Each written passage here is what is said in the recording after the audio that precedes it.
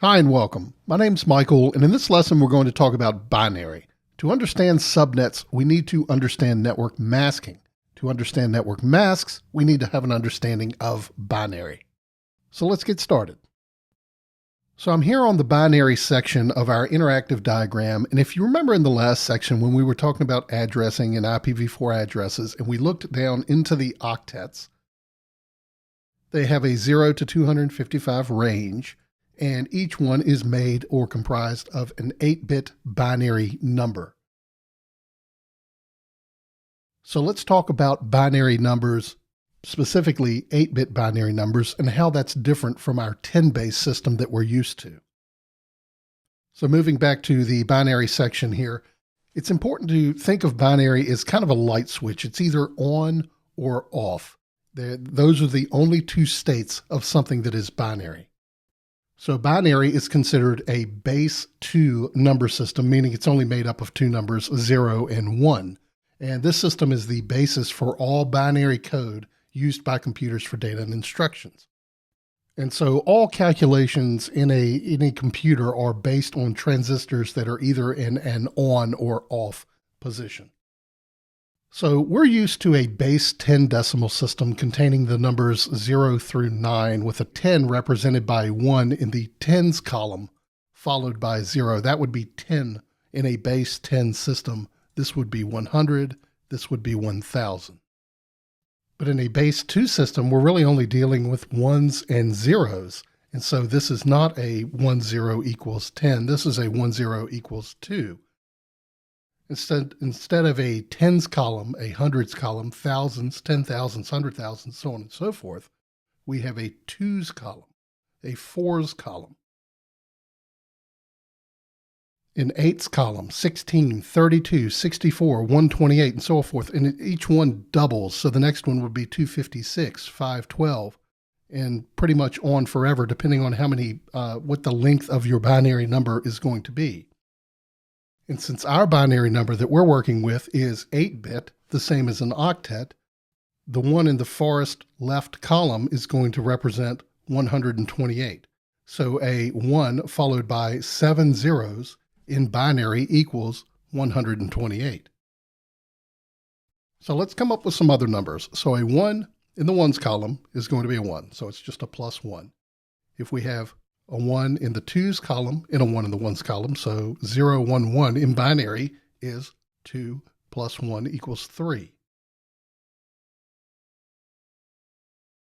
If we add one more, so now we have a 1 in the fours column plus 3 equals 7. So 0, 1, 1, 1 equals 7 in binary.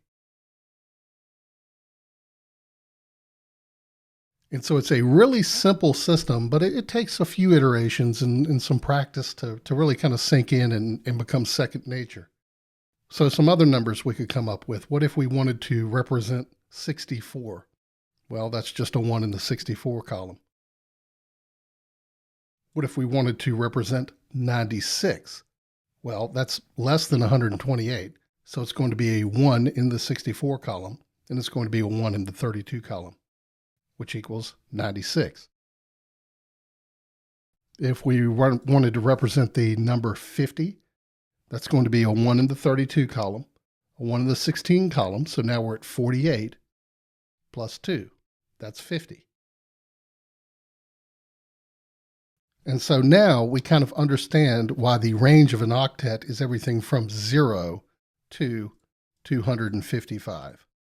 If we check all of these, 128 plus 64 plus 32 plus 16 plus 8 plus 4 plus 2 plus 1 equals 255. And so if we include the 0, we have 256 values. There used to be a joke, and it was that there are this many types of people in the world, those that understand binary and those that don't. And the joke was that most people read that as 10. There are 10 types of people in this world, when really it's just 2 written in binary.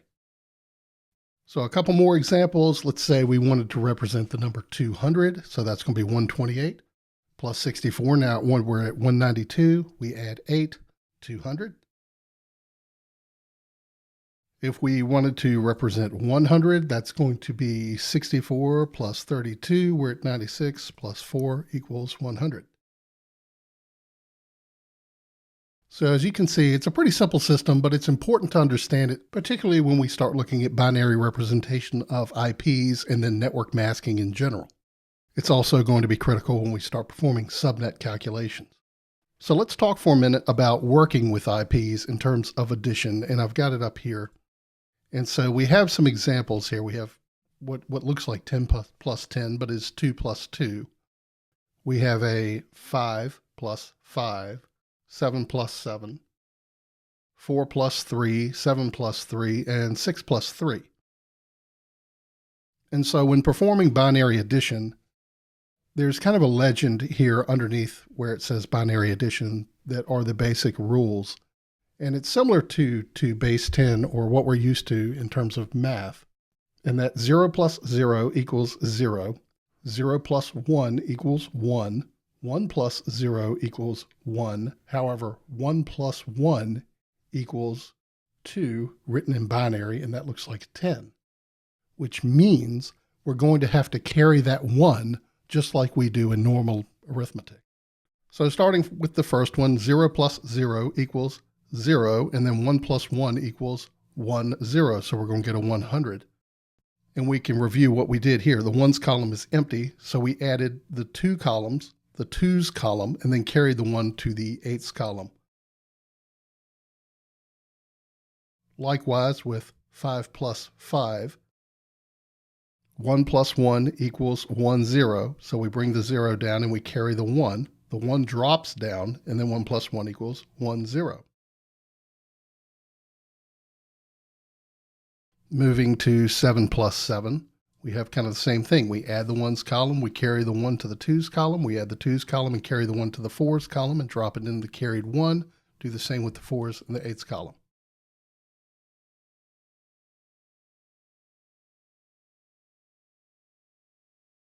Four plus 3 is similar.